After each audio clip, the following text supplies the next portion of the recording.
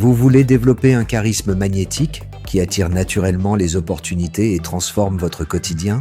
Vous souhaitez vous protéger de toute énergie négative qui vous entoure? Le docteur Olivier Madelrieux, expert reconnu en hypnose et magnétisme, révèle au grand public les secrets scientifiques du magnétisme personnel. Dans ce webinaire exclusif et gratuit, découvrez comment maîtriser les 4 éléments du magnétisme, amplifier votre énergie vitale, créer une protection énergétique puissante et expérimenter en direct l'exercice de la boule de feu. L'inscription est gratuite et le lien est juste en dessous, en description ou en haut à droite de votre écran. Votre nouvelle vie magnétique commence aujourd'hui. La culture judéo-chrétienne nous a abreuvés de la femme est née de la côte d'Adam. C'est juste une erreur de traduction. C'est pas elle est née de la côte d'Adam, elle est née à côté d'Adam. Qui est venu rectifier ça? Non, on continue à dire qu'on est juste un sous-produit d'un homme. Donc, bon, allez, on va bien les accepter à côté de nous, mais il ne faut pas trop exagérer.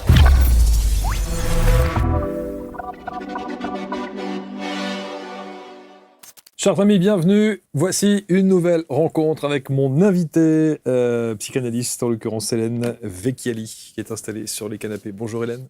Bonjour Marc. Merci infiniment d'être là. Et merci alors, à vous. Que ce sujet va être passionnant, J'espère. que ce sujet risque de susciter quelques réactions, quelques commentaires. Bon, alors vous allez me dire, on écrit un livre, bien sûr, c'est le but. Mais c'est vrai que par les temps qui courent, alors je vais être très honnête, quand, et c'est aux éditions Guy Trédaniel, le voici ce livre, La déconstruction des hommes, je ne dis pas la petite phrase en dessous, parce que dès que je me suis arrêté à la première partie du titre, La déconstruction des hommes, je me suis dit, ah non, pas encore. Et vous rajoutez une fausse bonne idée. Et c'est un livre aux éditions donc Trédaniel.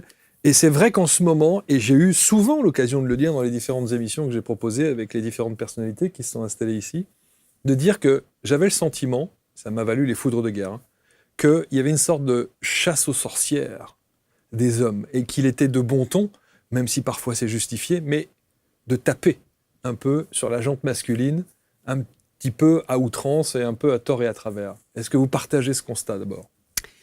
Oui, je partage ce constat. La preuve, c'est que j'ai voulu écrire un livre sur ce sujet.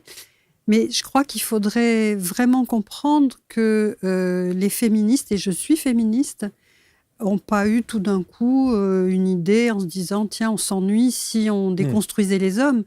Il y a une vraie raison qui est sous-jacente. Hein. Il y a vraiment un gros problème mondial avec des femmes mutilées sexuellement. 230 millions, c'est pas rien. Évidemment que les ça femmes existe. afghanes, etc. Bien sûr. Et pour parler chez nous, en France, on sait que les inégalités sont toujours par là, que même ça régresse. Donc il y a un vrai sujet. Clairement. Maintenant, j'explique bien que c'est bien qu'il y ait cet électrochoc avec cette idée, il faut déconstruire, il faut que les gens entendent qu'il y a cette colère qui est légitime. Pour ma part, je pense que ce n'est pas la solution. D'abord parce qu'on ne peut pas déconstruire ce qui n'est pas construit. Or, un homme qui viole, qui harcèle, qui mutile, ce n'est pas un homme construit.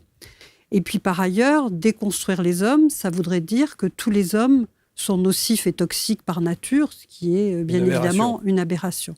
Donc, il faut quand même comprendre que ça part d'une colère légitime. Mais pour ma part, je pense que ce n'est pas la bonne solution. Est-ce que nous avons dérivé ? Est-ce que nous avons glissé ? Est-ce que nous sommes tombés dans l'excès du féminisme ? Je ne crois pas. Je crois que c'est juste un cri d'alerte qu'il faut entendre. Et aujourd'hui, les féminicides, là, en octobre, on en est encore à 75 depuis janvier. Évidemment. On parle aussi d'inceste. C'est un vrai sujet qu'il faut entendre. Toutes les 10 minutes, une femme est tuée dans le monde. Oui. 13 millions de filles entre 10 et 12 ans sont mariées chaque année. 200 millions de filles et de femmes ont subi des mutilations génitales. 60 millions de filles ne vont pas à l'école et 2,4 milliards de femmes ne possèdent pas les mêmes droits économiques que les hommes. Donc, c'est une réalité. Voilà. Évidemment. Donc, c'est un cri et que souvent, il faut une révolte un peu excessive pour que ça soit entendu et qu'il y ait un mouvement pour rétablir les choses.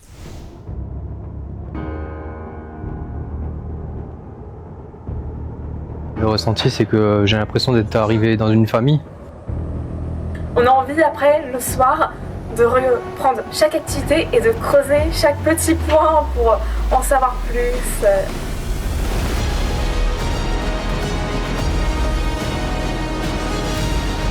Dans le dernier exercice, en plus, il y a des mots qui sont ressortis d'harmonie.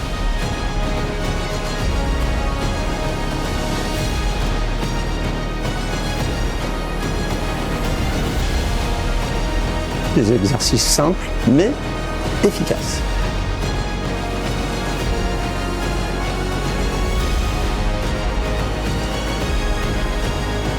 On sent qu'il y a une belle communauté, beaucoup de bienveillance.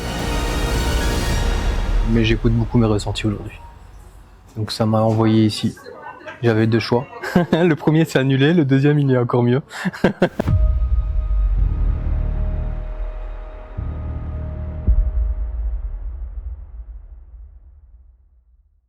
Alors vous dites en avant-propos, et ça c'est très intéressant parce que là aussi ça recentre un petit peu le débat, ça évite bien entendu certains excès, et je sais que beaucoup d'entre vous vont réagir. Vous dites, et vous vous adressez directement à tous les hommes de bonne volonté, et vous dites évidemment que ce livre c'est un chantier, c'est pas un tribunal pour le coup, et que c'est un espace de réflexion en tant que professionnel que vous êtes, mais aussi en tant que femme, compagne, fille, sœur, mère, belle-mère, grand-mère, amie, un espace donc de réflexion, mais aussi de transformation, et tous les hommes ne sont pas violents ni dominateur. Voilà, Oui, ça c'est important à prendre c'est très important. en compte. Voilà. Je ne suis pas pour la chute des hommes, mais pour leur élévation, et c'est tout le sujet du livre. Exactement. Alors vous avez construit ce livre avec 4 grands axes. Moi j'ai appris des choses assez étonnantes parce que quand vous parlez de la construction des hommes, vous dites, et vous l'avez dit tout à l'heure, on ne peut pas déconstruire ce qui n'est pas construit. Or, qu'est-ce qu'un homme construit ? Ben moi, je n'utilise pas ce mot « construit ». J'explique que aujourd'hui, les hommes se retrouvent face à un choix qui est soit obéir comme un fils aux injonctions du patriarcat, aux injonctions toxiques du patriarcat, soit obéir comme un fils à ce projet du matriarcat de déconstruction. Et moi, je propose une 3e voie, qui n'est pas du tout une voie de construction, qui est la voie de l'initiation, qui est plus une voie spirituelle, qui est plus un chemin avec un rituel de passage. Donc, aujourd'hui, les hommes se retrouvent soumis à soit devenir macho, soit s'écraser, pour parler, pour reprendre ce que je dirais tout à l'heure sur l'imposture. Et alors, vous dites, en fait, il y a effectivement ces 3 catégories. Il y a ce mâle alpha, que vous décrivez très bien, ce macho voilà, qui répond à des choses un peu particulières. Il y a cet homme que vous appelez cet homme un peu soumis. Voilà. Et puis, il y a l'entre-deux. Qui sont ces gens qui n'ont pas d'idée, qui n'ont pas de position, qui ne sont pas nécessairement... qui sont ni l'un ni l'autre, en fait, qui sont neutres? Oui. Y a-t-il vraiment des hommes neutres? Oui. Ben, quand j'ai fait un micro-trottoir, là, où il y a une 30aine d'hommes que j'ai interviewés pour leur demander ce qu'ils pensaient. Et j'ai plusieurs copains, voire des amis, qui m'ont dit « mais moi, je refuse de répondre. Ça ne m'intéresse pas. Je n'ai pas envie de parler de ça. Ce n'est pas mon sujet. » Donc, c'est assez surprenant. Mais je crois que le patriarcat peut exister de façon intempestive et scandaleuse et masculiniste, et puis il peut exister à bas bruit, c'est-à-dire ce sont tous ces hommes qui vivent leur quotidien en pensant, et c'est souvent justifié, qu'ils sont de la race des seigneurs, et que tout leur va, et que la vie est faite pour eux, et donc il n'y a pas à se questionner, tout va bien. 4 axes dans votre livre, très intéressant. Pourquoi les femmes voudraient déconstruire les hommes face à la déconstruction, justement, la réaction, comment doivent-ils vivre, comment devons-nous vivre et comment devenir un homme initié. Ça va être intéressant de voir ce processus et comment se comporte un homme initié. Ça, c'est important. Pourquoi les femmes voudraient déconstruire les hommes? C'est pas une question, c'est une affirmation. Oui, mais c'est ce qu'on a dit en préambule. C'est toutes ces statistiques qui font froid dans le dos et qui sont vraiment terrifiantes. Et à force de luttes qui n'aboutissent pas vraiment, eh bien, certaines femmes ont dit peut-être qu'il faut prendre le mal à la racine, mal M-A-L et M-A accent grave L-E. Peut-être que la solution, c'est ça, c'est qu'on va abattre ce qui nous empêche d'avancer et d'être libre et égal. Et parfois avec des combats, comment dirais-je, à géométrie variable. C'est compliqué, hein, quand les chiffres qu'on vient d'énoncer sont quand même effarants, quoi. Et c'est vrai qu'en tant que femme, moi, je me questionne sur quelles sont les raisons qui font que tous les hommes ne sont pas dans la rue en train de hurler « il faut arrêter de massacrer les femmes ». J'imagine que si 230 millions d'hommes étaient mutilés sexuellement, ça bougerait un peu plus. Comment vous l'expliquez alors ? Je pense qu'il y a une hégémonie du patriarcat et une des hypothèses, mais il y en a plusieurs, une des hypothèses, c'est que les hommes ne maîtrisent pas forcément leur corps et en particulier leur organe sexuel et que celui-ci désire quand il veut et en panne sans autorisation et que ce qui les amène à être dans cette humiliation, ce sont les femmes, eh bien, on va dominer les femmes. Par ailleurs, la culture judéo-chrétienne nous a abreuvé de la femme est née de la côte d'Adam. C'est juste une erreur de traduction. C'est pas elle est née de la côte d'Adam, elle est née à côté d'Adam. Qui est venu rectifier ça ? Non, on continue à dire qu'on est juste un sous-produit d'un homme, donc bon, allez, on va bien les accepter à côté de nous, mais il ne faut pas trop exagérer. Il y a aussi une espèce de fantasme de la femme qui aurait une libido exacerbée, alors que nous, les hommes, on ne l'a pas, donc bon, il faut les apaiser un peu et les dominer un peu plus. En plus, elles peuvent fabriquer des enfants et nous non, donc vraiment, on est... des sorcières ou presque, donc voilà, on est la race des dominants, on va quand même essayer d'atténuer tout ça parce que c'est un peu dangereux. Réaction de ces hommes face justement à cette déconstruction des hommes voulus par les femmes, en tout cas par certaines femmes, réaction de ces hommes. Alors, il y a des hommes qui, vous l'avez dit tout à l'heure, hein, qui sont soumis et qui ont dit ok, allez, on va se plier à ce qu'elles veulent. Il y a des hommes qui vont plutôt se féminiser. Il y a des hommes qui vont devenir masculinistes en hurlant haut et fort et en montrant qui c'est Raoul. Il y a des hommes qui vont être des faux alliés. Oui. Ça, c'est assez étonnant. Et puis, il y a des hommes qui sont des vrais alliés et qui vont participer. Et les imposteurs. Oui. Dans les faux alliés, il y a des hommes de bonne volonté et puis il y a des hommes qui sont plutôt des chevaux de Troie, on va dire, qui se mettent à côté de nous, mais pour vérifier d'où vont venir les coups. Donc ça, c'est pas terrible. Et dans les faux alliés, eh bien, il y en a qui sont de très bonne volonté et il y en a beaucoup qui ont répondu dans le micro-trottoir et qui m'ont désarmée parce qu'ils ont dit, bon, ok, il faut absolument que les femmes soient les égales des hommes, il faut absolument que ça soit plus équilibré, c'est scandaleux que ça ne soit pas juste pour vous, mais dites-nous comment faire. Et là, de façon un peu espiègle, j'ai écrit une lettre ouverte à Vincent Lindon, qui un jour à la télévision a expliqué exactement ce que je viens de dire, c'est-à-dire, moi je suis du côté des femmes, je suis pour cette égalité, pour cette équité, mais donnez-moi une feuille de route, guidez-moi. Et là, je suis désarmée parce que je me dis, mais c'est quand même incroyable que ce soit à nous, les opprimés, entre guillemets, de venir avoir une charge mentale supplémentaire qui va être d'accompagner les hommes comme des enfants. Comment expliquons-nous que ces hommes, justement, n'ont pas cette feuille de route ? Mais parce que ils font partie de la race des seigneurs, ils sont sur un trône et ils n'ont pas de soucis. Alors, il ne faut pas se tromper, hein, le patriarcat est toxique aussi pour les hommes. Hein. D'ailleurs, les statistiques sont effarantes. Sur le nombre de suicides, 75% sont des suicides d'hommes. Donc je pense que, alors c'est pas dû à le projet de déconstruction, quoique, mais c'est vraiment quelque chose de lourd à porter, hein, d'être toujours fort, intelligent, et maîtrisant absolument toutes les situations et trouvant toutes les solutions, c'est pesant. Hein. Mais je crois qu'ils n'ont pas trop de questions à se poser. Et par conséquent, ils se disent, donnez-nous une feuille de route, guidez-nous. Et là, ça serait vraiment catastrophique. Dans la catégorie des profils d'hommes négatifs, vous avez parlé évidemment des faux alliés, vous avez parlé des imposteurs. Alors, les masculinistes, je peux comprendre, je peux entendre, pas comprendre, je peux entendre que ces masculinistes, la génération de nos parents, l'étaient.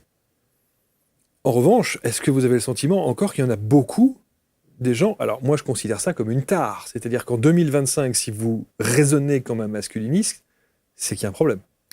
Je suis complètement d'accord avec vous. Et vous avez qu'à aller sur Internet et voir, il y a toute une série d'influenceurs, par exemple, qui énoncent clairement que des jeunes... Alors heureusement, je crois que les jeunes, d'une façon générale, réagissent différemment. Clairement.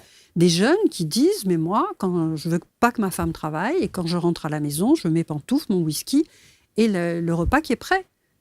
Et c'est le rôle d'une femme. Mais bien sûr qu'il y a beaucoup de masculinistes. Il y a des camps de masculinistes, où ils apprennent à faire la guerre, à être costauds. Donc oui, c'est-à-dire que plutôt que de se remettre en question, parce que ça demande un énorme effort, je vais au contraire surjouer le macho et là être vraiment pour nous les femmes l'horreur absolue.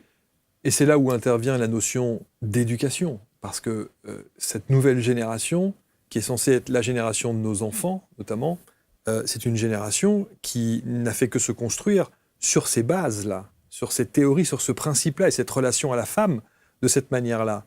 Donc, je veux dire, c'est une question d'éducation. Oui, c'est certainement une question d'éducation. Et je pense que dans les jeunes générations, c'est évident que dans les jeunes générations éduquées, c'est évident qu'il y a une prise de conscience énorme et une égalité absolue. En revanche, il y a certainement beaucoup d'enfants qui ont été éduqués soit avec des monoparentalités, souvent des mamans seules, et qui n'ont pas pu à un moment maîtriser l'évolution, qui n'ont pas pu poser la loi et qui n'ont pas pu faire en sorte que ces enfants-là deviennent des hommes plus sains. Alors, c'est la troisième partie de votre ouvrage qui est très intéressante parce que comment devenir un homme initié ? L'homme initié est l'homme idéal. Oui, donc j'en trace le portrait, oui. Mais il faut tendre vers. Je précise que nous, les femmes, nous avons aussi à nous initier. Mais puisque mon livre parle des hommes, on va parler de ça. Eh bien, je trouve que cette initiation, comme chez les peuples autochtones, c'est un chemin, un rituel de passage qui permet de passer d'un stade à un autre, là, du stade, on va dire, d'adolescent au stade d'homme. Dans les peuplades autochtones, c'était se retrouver tout nu avec un petit couteau en bois, seul dans la jungle pour affronter... Pendant 3 jours. Pendant 3 jours pour affronter les lions, les tigres et les boas. Ma proposition est moins ardue, quoique peut-être que certains préféreraient. L'idée, c'est vraiment ces 3 temps de toute initiation, c'est-à-dire un premier temps qui est une prise de conscience. De son imposture. Oui, on y reviendra. Un deuxième temps qui est une révolte et un troisième temps qui est le temps de gagner, dans le sens de récupérer un gain. Donc le premier temps qui est le temps de la prise de conscience, c'est vraiment le moment où un homme va réaliser qu'il a intériorisé des figures tutélaires d'autorité, un père et une mère, et qu'il ne se sent pas libre parce qu'à tout moment, quand il doit prendre une décision, quand il a un désir, ceci peut être entravé par des vieux relents d'autorité qu'il a intégrés et qui ne le concernent pas. Je donnerai un exemple plus tard. Le deuxième temps, c'est le temps de la révolte, c'est le temps de dire non. C'est le temps où on va dire « ça suffit ». Je veux arrêter d'être prisonnier de ces figures d'autorité. Et là, c'est le temps de ce qu'on appelle les meurtres symboliques, le meurtre symbolique du père, meurtre symbolique de la mère.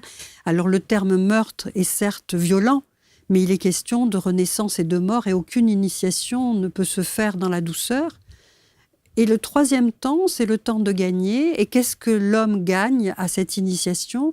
Eh bien, il va gagner sa liberté, il va gagner son autonomie, il va gagner le pouvoir sur sa propre vie. Et devenir un homme, ce n'est pas prendre le pouvoir sur les autres, c'est prendre le pouvoir sur soi-même. Donc voilà ce chemin-là. Et évidemment, ça ne peut pas se faire seul. Si. On peut le faire seul ? C'est possible de le faire seul, c'est-à-dire de prendre du temps pour soi et à un moment de réaliser qu'il y a quelque chose qui ne va pas. Même si on est encodé dans cet apprentissage et Oui. Oui, parce qu'à un moment, on va buter contre quelque chose qui ne nous convient pas et c'est possible de se poser des questions. C'est possible d'être accompagné. Je devais donner l'exemple d'un accompagnement par un coach. C'est possible d'être accompagné par un psy. C'est possible de lire un livre qui va tout d'un coup faire... J'ai un homme qui m'a envoyé un mail, par exemple, en me disant je viens de réaliser quelque chose et ma vie sera plus la même. Donc j'étais vraiment très très fière, d'autant que c'est un homme qui a 87 ans. Alors j'ai eu d'autres mails et d'autres témoignages, mais celui-là m'a émue particulièrement. Et donc oui, on peut se faire accompagner. Et dans mon livre, je donne l'exemple de Ludovic, qui est un homme qui rencontre une femme, Fatou, et qui est sénégalaise. Et son père lui dit non, moi, pas de noir chez moi, c'est comme ça. En 2023, donc c'est encore un peu grave, mais c'est comme ça. Et donc, que fait Ludovic ? Eh bien, il va voir ses parents sans Fatou. Et quand ses parents viennent chez lui, Fatou est sommée d'être silencieuse, en bout de table, et d'être invisible. Et puis, il se trouve que cet homme est dans un comité de direction et qu'il a une coach depuis quelque temps parce que, voilà, il veut travailler sur, comme objectif, management, communication, etc. Et puis, un jour, il doit présenter son plan stratégique à son PDG. Et donc, il arrive au COMEX avec sa présentation PowerPoint. Et au deuxième slide, son PDG lui dit « Non, mais ça, tu me l'as déjà raconté. Là, ça ne me va pas du tout. Stop ». Et donc, il arrête. Et pendant son coaching, sa coach lui dit « Mais quand même, vous êtes soumis à cette autorité alors que votre plan stratégique était nouveau. Vous avez accepté qu'on vous empêche de parler. Mais qui dans votre vie a un pouvoir comme ça sur vous ?» Et là, il dit « Mon père ». Et il raconte qu'il a ce désir d'avoir une femme qui est sénégalaise, Fatou, que son père lui interdit ce désir et qu'il se plie aux ordres de son père, à l'autorité de son père. Et là, il y a un grand moment de vide dans sa vie et dans son coaching en particulier ce jour-là, un grand silence pesant mais profond. Il rentre chez lui et quelques semaines plus tard, il va voir son père et il lui dit « Voilà, si tu me demandes de choisir entre Fatou et toi, je choisis Fatou. » Et il part.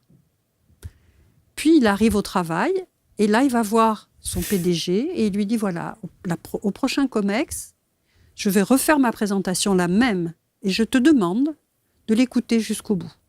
Et lorsque ça sera terminé, tes remarques seront les bienvenues. » Et il sort du bureau. Et c'est là où on voit que ce meurtre symbolique, il n'est pas forcément avec de la violence et du sang sur les murs. Il suffit d'avoir une posture intérieure. Et tout d'un coup, d'être dans la dignité, le courage, la sérénité, et d'habiter sa parole. Et voilà. Et donc, effectivement, son père a fini par venir chez lui et accepter cette femme. Et son PDG a écouté ce qu'il avait à dire et a laissé se dérouler son plan stratégique jusqu'au bout. Donc c'est vraiment un cheminement dont on voit bien qu'il y a toutes les étapes. Et j'en profite pour revenir donc sur ce mot d'imposture. Moi, je suis passionnée de latin et d'étymologie. Et à chaque fois, pour moi, l'étymologie, c'est l'inconscient des mots. Et donc, l'imposture a pour étymologie imponere, qui veut dire écraser et qui veut dire aussi mettre la main sur l'épaule. Donc là, c'est son père qui lui met la main sur l'épaule et qui dit « Non, le Fatou, c'est non ».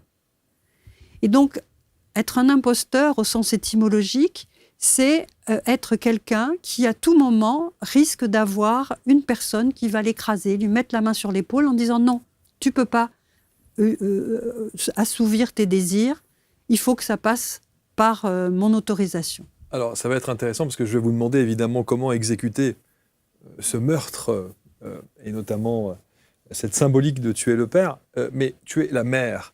Dans cette symbolique aussi, est-ce que c'est la même chose ?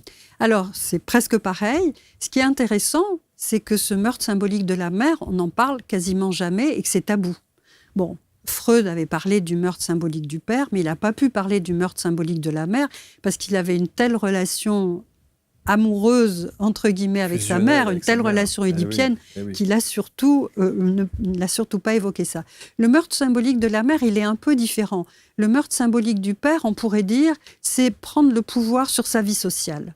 C'est-à-dire, je vais, moi, avoir une vie sociale telle que je l'imagine et telle que je la veux.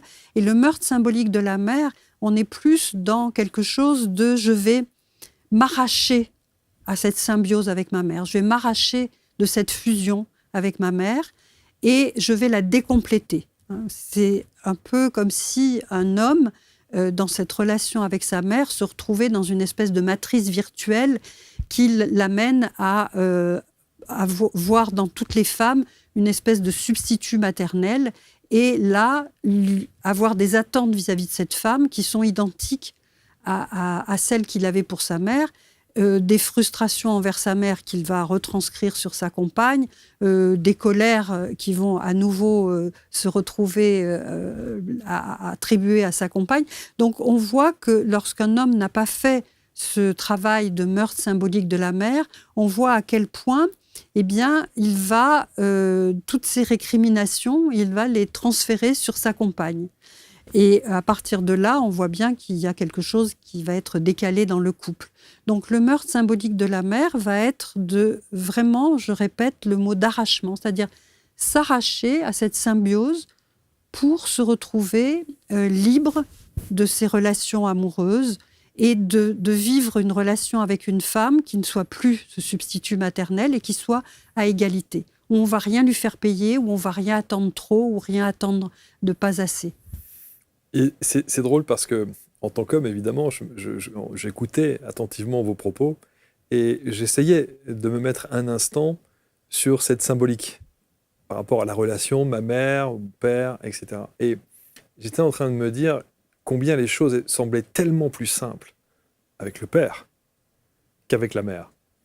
Et donc la question, c'est de se dire, quand ça paraît parfois un peu abyssal comme ça et que aller voir ses parents, mettre en place ce processus, cette cassure nécessaire pour son épanouissement personnel et puis faire en sorte que, évidemment, la vie soit plus légère, notamment notre vie de couple, pour qu'on ne soit pas sous l'influence des parents. Je me dis, quel est le process ? Et on se dit, vous dites se faire accompagner, mais que va faire notamment la psychanalyste que vous êtes, ou le coach, ou l'accompagnant de vie ? Quel est le process qu'on met en place quand on va rentrer dans le vif du sujet de la mise en pratique des choses ? Ça ne peut pas être qu'un simple « bonjour, me voilà, maintenant c'est stop ». C'est très compliqué de faire ça. Oui et non.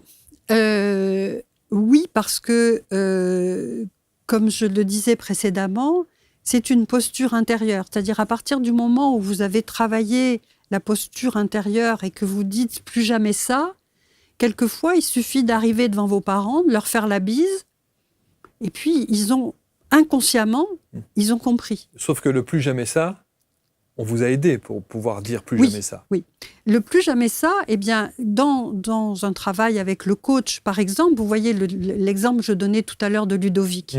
Elle lui pose simplement la question, qui a un pouvoir sur vous ? Et là, tout d'un coup, il réalise. Mais parce qu'il y a eu une expérience, il y a eu un événement. Bien sûr.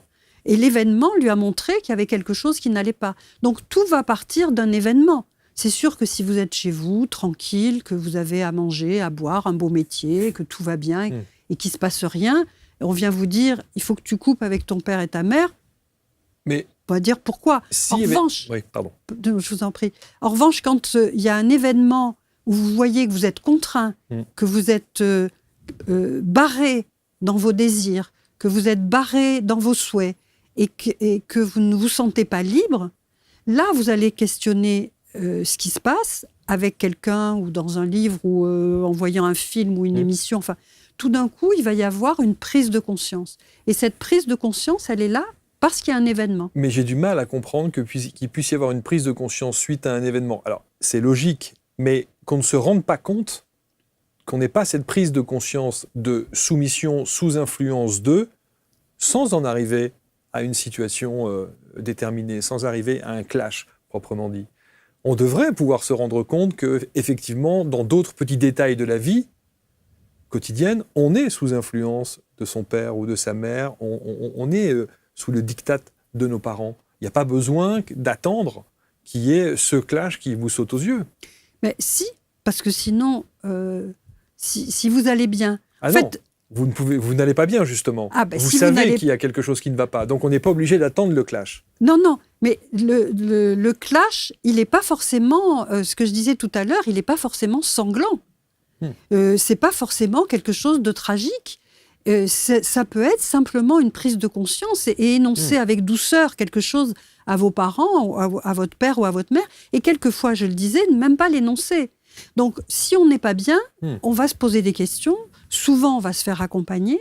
Et dans cet accompagnement, on va réaliser que nos parents nous ont transmis des valeurs, que nos parents nous ont transmis des choses qui sont très positives qu'on va garder, mais que par ailleurs, il va falloir passer un stade. En fait, lorsqu'un enfant grandit, qui devient, si on prend un homme, qui devient un jeune homme et puis après un homme, on n'est pas des pots de yaourt. Il n'y a pas marqué la date de péremption à partir de laquelle l'autorité parentale s'arrête et que notre propre autorité commence. C'est marqué à aucun moment. Rien n'est. Donc, comment ça se passe ? Eh bien, c'est ce que vous dites, c'est tout d'un coup, on réalise on n'est pas à l'aise, il y a quelque chose qui ne va pas. Et là, on va se questionner. Et quand on va réaliser qu'on est prisonnier encore de certains dictats parentaux, on va décider de les détricoter. Et ce détricotage ne va pas forcément être quelque chose de violent. Ça va être violent pour nous intérieurement, parce que tout d'un coup, il va y avoir un acte de destructivité de quelque chose en nous. C'est-à-dire, on va vraiment séparer les choses, on va vraiment s'arracher, on va faire mourir. Il y a une espèce de deuil à toute une construction.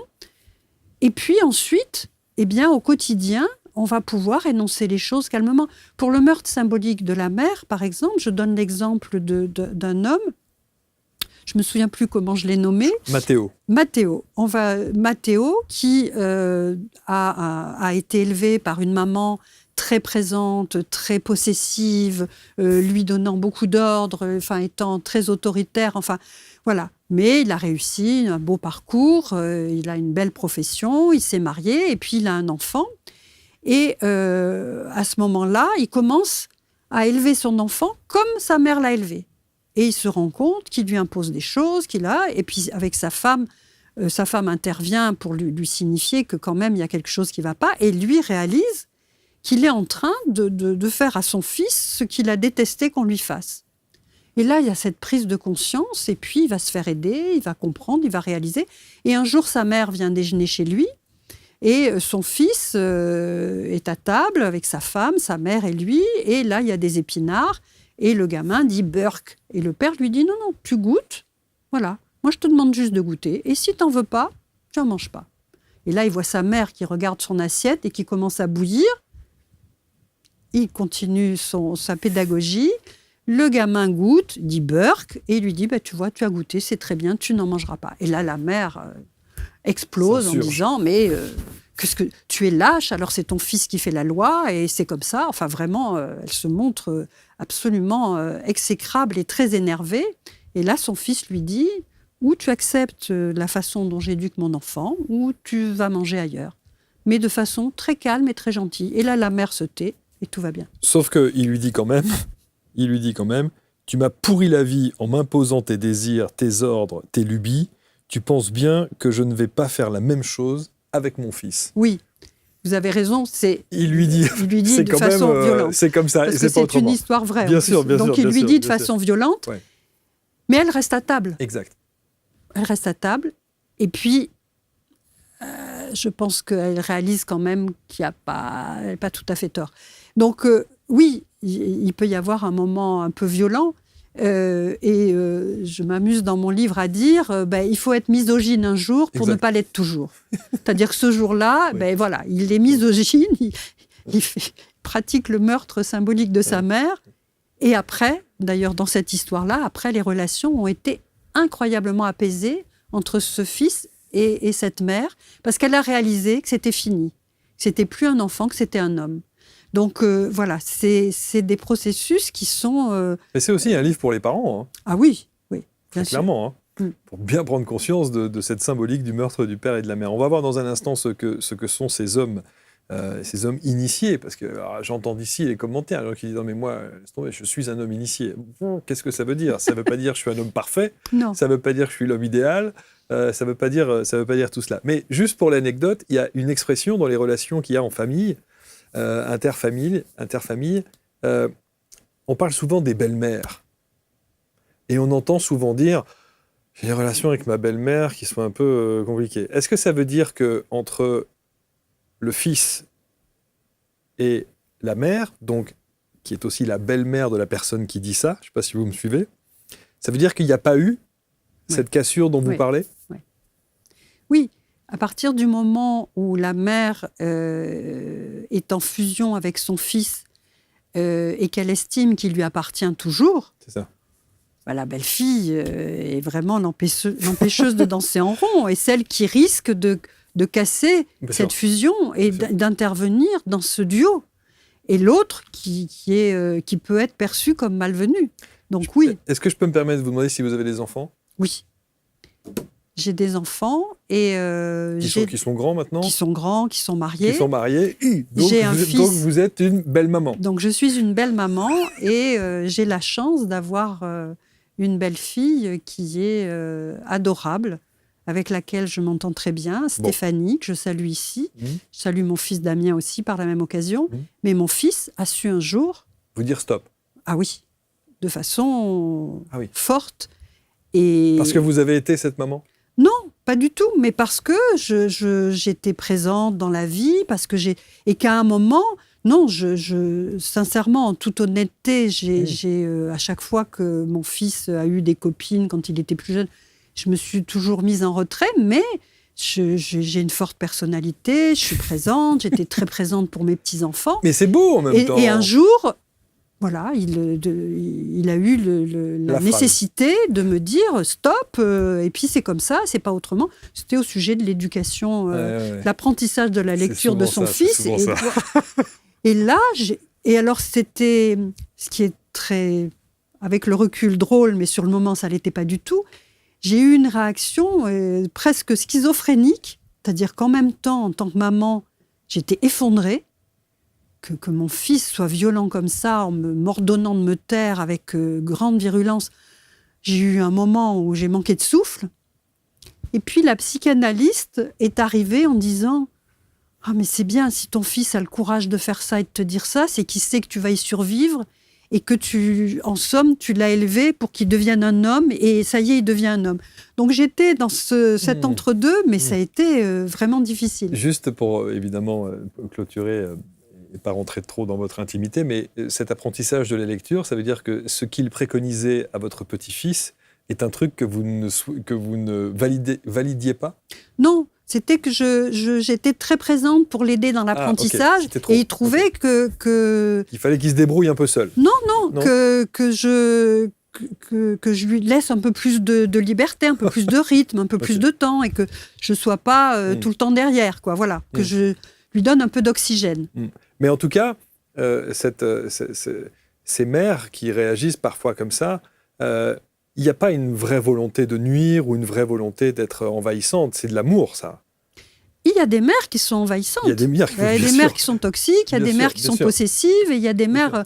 voilà. Mais même avec tout l'amour du monde et en espérant être la meilleure mère possible, eh bien, à un moment, nos enfants ont besoin d'être heureux sans nous, et de le signifier pour devenir des hommes. Alors, qui êtes-vous ? messieurs qui nous regardez là en ce moment dans cet homme initié? Est-ce que vous êtes l'amant initié? Est-ce que vous êtes le père initié? Est-ce que vous êtes le guerrier initié? L'homme roi initié? L'homme artisan initié? Ou encore le profil de l'homme bouffon initié? Initié, ça semble être le parti idéal, et pourtant vous dites, c'est pas l'homme parfait. Non, il faut tendre vers. Voilà. Donc un homme initié, ça veut dire qu'il aurait franchi déjà ces 3 étapes. Il a pris conscience qu'il avait des autorités qui l'écrasaient et qui s'en est dégagé dans un deuxième temps en se révoltant. Et puis, il a gagné cette liberté d'être l'homme qu'il aura envie d'être. Donc, moi, je propose 2 temps, c'est-à-dire un homme initié, ça s'empêche, comme disait Camus, et j'ajoute, un homme initié, ça s'oblige. Donc, à partir du moment où cet homme est libre, où il a le pouvoir sur lui-même, bien, c'est une sacrée responsabilité, une sacrée charge. Hein. C'est plus facile d'être guidé que d'être là et d'être libre et d'avoir tous les choix possibles. Donc, ça s'empêche de céder à ses pulsions. Ça s'empêche de céder à la facilité. Ça s'empêche de suivre le troupeau. Et ça s'empêche d'obéir aveuglément. Voilà les 4, de façon synthétique, les 4 chemins les plus intéressants quand on est un homme initié. Et par ailleurs, ça s'oblige à respecter autrui. À être courageux. Ça s'oblige à être courageux. Et puis, ça s'oblige à marcher sa parole. J'adore cette expression. C'est les Amérindiens qui l'utilisent. Qu'est-ce que ça veut dire marcher sa parole? C'est-à-dire, je fais ce que je dis. Et ça a l'air de rien, mais c'est vraiment quelque chose d'important. Donc, à partir du moment où on va suivre ces chemins-là, eh bien, ça va être vraiment le chemin de la liberté et le chemin d'un homme équilibré, d'un homme sain et d'un homme qui va vivre ses relations avec lui-même et avec les autres de façon la plus équilibrée possible. Et dans mon livre, dans ces 4 parties, à chaque fin des 4 parties, je parle d'un film qui résume un peu ce que j'ai voulu mettre. Et là, j'ai mis 12 hommes en colère. Et je trouve ce film illustre parfaitement ce que c'est qu'un homme initié, vraiment. Henry Fonda est admirable. Hein, donc dans le film, il fait partie il est membre d'un jury qui doit statuer sur un homme qu'on soupçonne d'avoir tué quelqu'un. Et il est le seul. Il est le seul.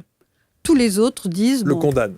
On est réunis, là, c'est vite fait. Hein, c'est évident que c'est lui le coupable. Allez hop, condamnation à mort, 5 minutes, on va pouvoir prendre notre café et rentrer chez nous. Et Henry Fonda, là, ne va pas suivre le troupeau. Absolument. Il va dire non.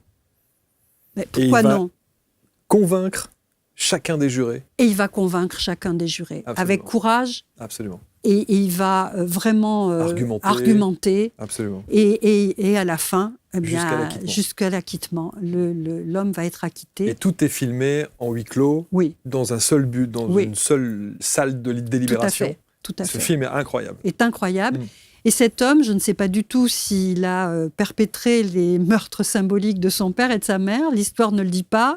Mais en attendant, il est vraiment admirable parce qu'il va convaincre tout le monde. À un moment, il va être agressé par un des membres du jury.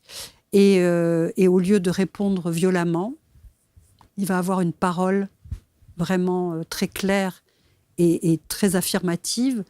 Et l'autre va être sidéré au point de s'écraser et de ne pas trop le chercher. Et vraiment, voilà, un homme initié qui arrive à convaincre tout le monde et à faire en sorte qu'un innocent ne soit pas envoyé en prison. Les profils de ces hommes initiés, alors je les ai évoqués il y a quelques instants, et je me suis dit, alors, où est-ce que je pourrais me glisser? C'est tous en même temps, hein? Oui, bien sûr. Mais il y a une résonance. Oui. On peut être plus l'un que l'autre, tout à fait, etc., tout à fait. etc. À votre avis, où suis-je? Un peu plus. Peut-être père. Alors non, c'était pas celui que j'avais. Le père initié, alors vous dites pour les enfants, le père coupe symboliquement le cordon, il est porteur de la loi du père, de Lacan, rôle le plus important, il pose les règles et les limites à l'enfant en l'occurrence, et pour l'ado a besoin de son père pour maîtriser sa pulsionnalité et mettre ses limites justes. Alors non, je pense que j'aurais été d'ailleurs, je ne suis pas très très bon dans ce rôle-là. En revanche, l'homme roi initié, oui. C'est-à-dire, c'est ce côté responsabilité, leadership, Ouais. et ce besoin-là, ce besoin viscéral-là. C'est en ce sens-là que je disais père, c'est-à-dire que je vous connais depuis très peu, donc j'ai pas du tout vocation à imaginer les gens et à les inventer, ça serait vraiment irrespectueux. Mais comme je sais que vous avez monté cette société, que vous êtes dynamique, que j'ai senti à la poignée de main un homme assuré, en tout cas en apparence. Oui. Et je me suis dit, il y a ce côté d'autorité. Alors d'autorité comme père ou d'autorité comme manager Absolument. ou créateur, mais oui, autorité, c'est sûr. Donc l'homme initié, idéal, si je puis dire, il est tout ça. Il Oui. est le bouffon, il est le roi, il est l'artisan, il est tout ça, le père. Oui, il tend vers. Mm. Bien évidemment, tout le monde a ses faiblesses, tout le monde a ses failles, mais il tend vers. Il tend vers. J'ai qu'une vie, j'ai pas de plan B, j'excelle là, et si ma vie a un sens, c'est d'essayer d'exceller un peu partout et de tomber, de me relever, voilà. Et ce sont pas des échecs, ce sont des expériences. Et je m'enrichis de mes expériences pour monter d'un cran, pour m'élever et pour avancer. Et puis, puisque le livre est tourné vers ce contre-projet de destruction des hommes, eh bien, dans mes relations avec les femmes, je vais me sentir à égalité et vivre une relation de joie, de tendresse, de complétude par moment. Et vraiment... je vais faire en sorte qu'on va aller l'amble. C'est une chanson de Jean Ferrat qui dit aller l'amble. C'est ces chevaux, vous savez, qui conduisent une carriole et qui vont avoir les jambes qui vont avancer ensemble. Au même voilà. rythme. Aller l'amble, je trouve que c'est une bonne métaphore pour faire équipe dans le couple. En tout cas, je trouve que dans la conclusion de votre livre, notamment, entre autres, il faut vraiment lire ce livre parce que c'est très intéressant. Et puis alors ça va susciter pas mal de débats en famille, de réactions. Il y a des dîners qui vont être un peu houleux, sans doute. Bon. Et puis peut-être aussi un livre qui vous aidera à franchir ce cap et d'être dans cette symbolique dont on a parlé tout à l'heure comme une sorte de libération à un moment donné. Ça, c'est quand même très important. Mais pour ces femmes qui, et c'est encore une fois, je le répète, tout à fait légitime, ont ce girls power qui permet... d'affirmer les choses et de prendre leur place, et encore une fois, c'est bien légitime, vous dites quand même que dans l'ensemble, les hommes sont de bonne volonté. Je dis que certains hommes sont de bonne volonté. Mon livre est dédicacé aux hommes de bonne volonté, et je dis que heureusement, il y a beaucoup d'hommes qui sont de bonne volonté, mais, j'ai un mais, qui n'agissent pas forcément pour que cette bonne volonté, qui ne marche pas leur parole, voilà. Ils ne marchent pas leurs paroles. Ils sont, ceux qui sont de bonne volonté, sont horrifiés par ce qui arrive à beaucoup de femmes, sont vraiment déterminés à dire qu'il faut que l'égalité soit là et que ce qui se passe est souvent injuste. Mais il n'y a pas d'actes. Il n'y a pas d'actes qui suivent. Moi, j'ai arrêté mon activité de coach il y a 1 an parce que j'ai fermé ma société, il était temps et je me consacre à l'écriture. Le dernier team building que j'ai fait, c'était avec un PDG et un comité de direction. Il y avait 11 personnes. Sur ces 11 personnes qui dirigeaient cette société, très grosse société, combien il y avait de femmes à votre avis ? Un minimum, j'imagine. Allez-y, un chiffre. 2. 0. Bon. Pendant tout le team building, qui a duré 2 jours, pas une seule fois, j'ai entendu un homme se plaindre du fait, c'était un travail de cohésion d'équipe, et pas un homme n'a manifesté la stupéfaction en disant, oui, on est une équipe, mais enfin, c'est pas normal, on est 11 hommes. Mais dans l'entreprise, il y avait d'autres femmes dans d'autres services ? Ben oui, bien sûr, c'était une entreprise où il y avait peut-être, je sais pas, 10 000 salariés. Donc, Ah oui, au secours. oui, il y avait D'accord. bien sûr des femmes, mais pas au comité de direction. Et moi, j'ai accompagné de nombreux comités de direction pendant 20 ans. La plupart du temps, donc le sommet de la pyramide, la plupart du temps, il y avait une femme, 2 femmes. Voilà, une femme généralement DRH et la deuxième communication. Voilà. C'est vrai. Et dans les réunions, la difficulté que ces femmes avaient à parler, à être entendues, à être écoutées, c'était vraiment compliqué, elles le savaient. Donc oui, moi je pense qu'il y a des hommes de bonne volonté, mais moi j'aimerais bien qu'ils marchent leur parole, ces hommes-là. Je vais retenir cette expression de marcher sa parole. Oui, Je trouve ça très puissant. Et je me permettrai évidemment de vous citer à chaque fois en disant, comme le disait Hélène... C'est une expression amérindienne. Hein, c'est pas grave. En tout cas, elle vient de vous dans cet échange-là, en tout cas. Hélène Vecchiali, lisez cet ouvrage. Et encore une fois, hein, vous le dites d'ailleurs, ce livre n'appelle pas à la chute des hommes, hein, mais à leur élévation, révélation, tout ce que vous pouvez utiliser en sion pour qu'il y ait enfin cette... belle harmonie et cet équilibre, cette égalité homme-femme dont on parle. Moi, je suis né avec ces principes-là. Moi aussi, mais je ne les ai pas beaucoup Égalité rencontrés. homme-femme. Oui, tout à fait. Et puis, ce qui est intéressant quand même à savoir, c'est que non seulement un homme initié est quelqu'un qui va se retrouver libre et qui va être dans des relations avec lui-même, avec les autres, de liberté, et surtout avec les femmes, mais aussi, ça va être un exemple pour les adolescents. Ah oui. Et ça va aussi transformer la société. C'est-à-dire qu'un homme initié va œuvrer pour la collectivité. C'est Camus toujours qui dit « Je me révolte, donc nous sommes ». C'est-à-dire qu'à partir du moment où il va y avoir une transformation intime, individuelle, eh bien, ça va avoir un effet sur le couple, sur la société, sur la famille, sur les entreprises, et ça va faire tache d'huile. Et là, la transformation va être sociétale. Allez, encore une petite génération ? Oui. Oui. Espérons. Allez. Merci infiniment, Hélène. Merci beaucoup, Marc. Merci, c'était passionnant. Merci. Vous allez commenter. Dites-nous ce que vous en pensez. Dans quelle catégorie êtes-vous ? Est-ce que vous avez pris conscience de l'homme que vous étiez, peut-être, et de ce chemin et de ce pas à mettre en place ? Marcher sa parole. Marcher sa parole, voilà, c'est ça. Marcher votre parole, c'est essentiel. Merci beaucoup. C'est aux éditions Marc. Guitry Daniel. Vous commentez, vous partagez. On se retrouve très vite, quant à nous, pour une prochaine rencontre. Salut et merci.